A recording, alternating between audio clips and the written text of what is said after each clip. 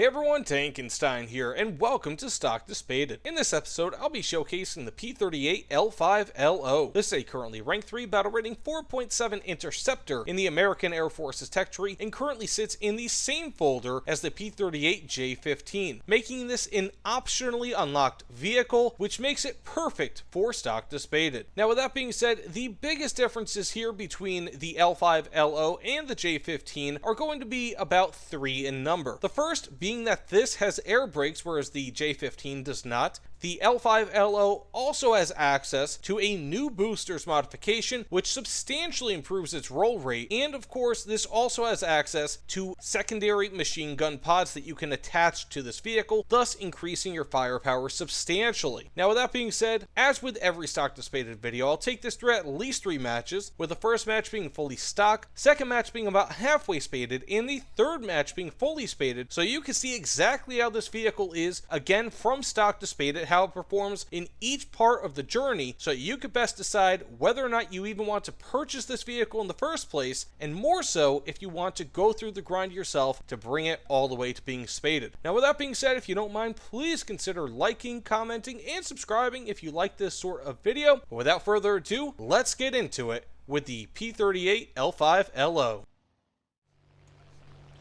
So here we are fully stock with the P-35L-5-LO, I think it is. I keep forgetting. It's just designations, man. Designations. Anyways, this thing, I'm actually really surprised because fully stock, I mean, yes, it does get to an interceptor air spawn, but it does have a very nice rate of climb. Now, is it, like, amazing? No.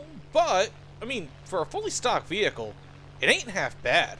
And, I mean, it's good enough where, if nothing else, I should be able to make a quick run on this B-17, which is pretty good. You know, I mean, especially considering he's like at what, 4,800-ish meters?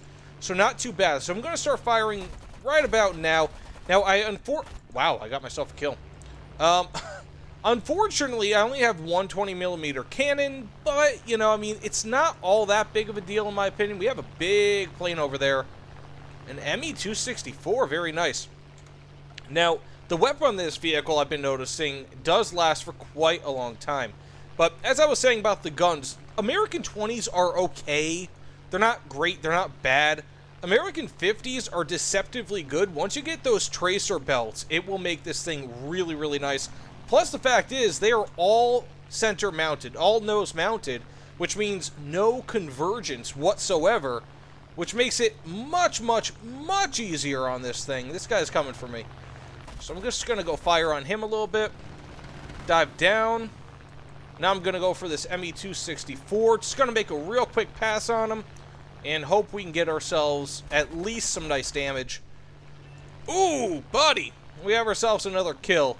I'm actually genuinely surprised. Now, the FW-190, if you guys don't know, that is a very fast vehicle. It's got an incredible rate of climb for a single engine prop, so I'm just going to dive down here. I'm not really expecting to survive this, but let's see. I might be able to get one of these Japanese planes, perhaps the A6M5. I don't think he knows where I am, although the other guy kind of... Nice! There we go. We have ourselves a hit, likely a kill. If not, definitely an assist. And another kill. 4 kills, rapid succession, and a KI-61. Now, I'm not even sure what... 5 kills. Holy guacamole. I'm not even... Oh, okay. We have ourselves some enemy aircraft behind me. So I'm just going to keep pulling away from them. I don't feel like turning into that G55. Those have nasty, nasty guns right there in the front. But if he turns, I might go for him. I mean, I've got 5 kills. What more do I need to really prove here? Now, as you can see, when you're actually hitting with those guns, again... 50 cals, the 20 mil, they're all pretty damn good. I mean, the 20s, again, they're not great, but they're not terrible either. They're definitely all pretty decent. Okay, that FW-190 will catch up with me. So, I'm going to go put on those air brakes. I'm going to turn in. Hopefully, he won't be able to catch me. And now I can go do a head-on with this G55. Doesn't really matter because I'm just going to have this Spitfire. And I got myself a final kill.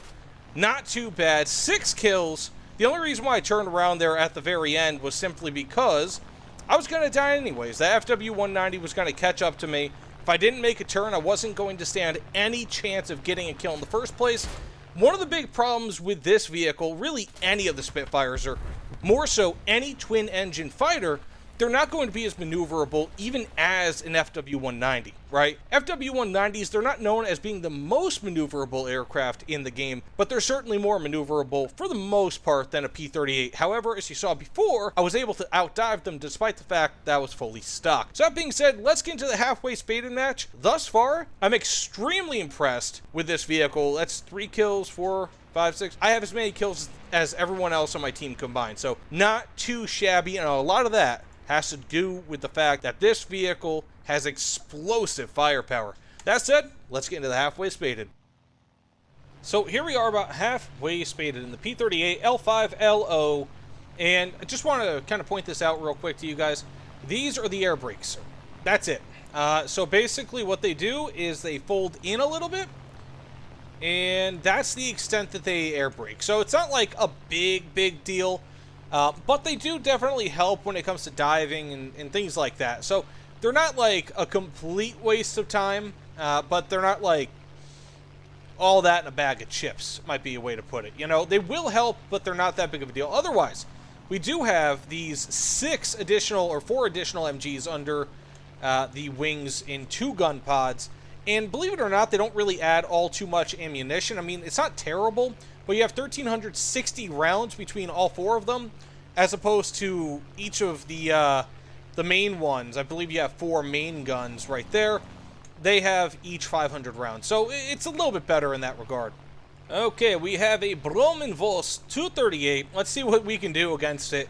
This is one of the only instances where I would say having these extra MGs might actually come in handy. And the reason being is because, well, that's why. These things are absolutely gigantic. Typically, I mean, like, in my experience thus far using these extra MGs, they don't really do all that much. But, you know, it is nice to have in some cases. But I did much better fully stock. Okay, I'm just going to miss every single shot there. I did substantially better fully stock than I did right there. So I'm just going to go spray him a little bit. Go down a little. You don't really want to be in this guy's line of fire all too much, if you couldn't tell. It's not really ideal. And we have ourselves an engine, and we got the kill. Not too bad, but as you can see, pretty much all of my guns are killed. Now, this is, or not killed, but rather my cannon, I've lost around 2/3 of my ammo. Now, again, the thing with this vehicle is that, for the most part, you know, being that you get the interceptor air spawn, there are still a lot of bombers at around this BR. That's probably what you're going to want to go for, because this vehicle, while it can maneuver, it does actually have very nice flaps that, you know, up until around 600-ish kilometers per hour, they should be working. I think it's around 6. They're not going to be able to compete. Like, I can't compete with this Spitfire. I pretty much am going to have to boom and zoom on him in order to hopefully get a kill. Oh, and one other thing, the boosters on this thing that I unlocked are amazing. So this guy is definitely turning up for me. He's going to try to get a kill. Didn't get the kill, but he completely wrecked my engine. Thankfully, I do have a second engine. Thus, this is going to be a little bit easier to hopefully land here. But for the most part, their team is dead. So, you know what? Instead of landing real quick, I'm just going to go in for some of these kills here against ground vehicles, whatever, just to kind of show you guys more or less what this can do against those. It pretty much chops them up very easily. But in my opinion, what I would do when it comes to this vehicle, can I destroy that? Probably not, right? When it comes to this vehicle, what I would do is primarily use it without those MG pods. Now, they're not bad. Don't get me wrong that they are. Like, they do add a decent amount of firepower. But having the firepower directed in the center of this vehicle already, right? Like those nose-mounted MGs and also the cannon, it really does a ton for this vehicle. Like, you'll get the majority of your kills like that.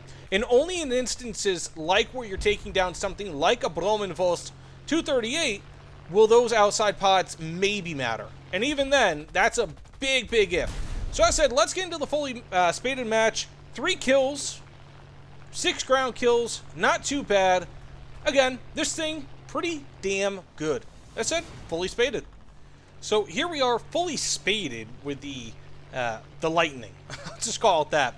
And I'll tell you guys this, I mean, removing those gun pods and having this thing fully spaded is a revelation when it comes to its overall performance, as one could imagine. But increasing in altitude right here, like, as you can see, I'm actually gaining, or at least, well, not losing speed, and I'm gaining a good amount of altitude at a pretty decent rate of climb. So, not too bad at all. Now, I kind of want to go for that B-26, but I feel like that P-61 down there is going to go for him. Now, that said, when it comes to those guns, I really don't feel like they're necessary. They just really, they hinder this plane more than they help it in many ways. Typically, I'm not so against equipping gun pods. However, in this instance, I will be. Just because, again, this thing is meant as an interceptor. I feel like it's very sensitive to those sorts of things. So we're going to go for this SB2C. Thus far, oh, and by the way, one other thing that I did not mention, at least in detail earlier, those boosters really help the roll rate, especially when this thing is going like 550 plus. It is very, very nice. Okay, we'll start firing on them. Got ourselves some nice hits. Probably not going to get a kill here. Turn down a bit. I'm genuinely a bit surprised that he's going for the, whatchamacallit. But as you can see, these flaps, by the way, the flaps on this thing are wonderful. I love them. Got ourselves a nice hit. And we're going to try to finish him off because he is actively pursuing an ally. Typically, I would just let him die. However, in this instance, not so much. Okay, and there we go. We have ourselves a nice kill. Now, again, as I mentioned before, you want to stay away from more agile fighters like the KI, or not KI-44, but Spitfire, KI-61, things like that. But if you're going in a boom and zoom sort of thing, I might do that on this Lavochkin 5. See what we can get on him. You know what? I'm going to go turn in for this Spitfire, actually. As you can see, I'm well in excess of 700 kilometers per hour. Didn't get the kill. A lot of that has to do with the fact that, you know, again, the rudders on this thing, as I think I mentioned before, they are not stellar. That was close. And they can be a little bit difficult to control overall. But we now have this LA-5 again in our sights. See if we can get them. Got a hit. Works for me. Again, you want to use this thing. Typically, it's not going to be a great dogfighter, but if you have to, you really want to make sure that you're attacking enemies that are distracted, or at least maybe like low on energy, especially if you yourself have higher amounts of energy. Because this thing is just great in that role. Got ourselves a nice hit there. However, we're going to want to pull up. Got the assist. Can't complain. And here we are. 2 kills, 1 assist with a Spitfire going towards us. Not too bad. We saw 40 shells with the cannon. So overall, how do I feel about this plane? Well, if you're a fan of the Lightning, this thing is awesome. I mean, I am genuinely surprised by how good this thing is. I think I may have mentioned in the last match in this video about this thing, about like how I'm not a big fan of Lightnings. However, this vehicle definitely makes me feel a lot better about them. Ugh, ugly. But I had 3 kills, 2 assists right there. Not too bad. And that's how this vehicle is. If you can learn how to control that rudder, and also if you really don't feel like you need to use those 50 cals on the wings, this thing is actually really good. I would suggest using it as a boom and zoomer. That's first or second. And then first, use it as an interceptor. A huge amount of my kills in this video come from destroying bombers, and for a reason. This thing is excellent at that, especially if you have that rate of climb, especially if this thing is fully spaded. So, do I recommend it? Believe it or not, yes, I actually kind of do. This thing is a hell of a lot of fun to play. And I mean, I am shocked by how much fun I've had playing it. But that being said, thanks so much for watching. If you don't mind, please consider liking, commenting, subscribing. Let me know what you guys think about this in the comments below. But either way, thanks again. I'll see you all on the other side. Take care, everyone.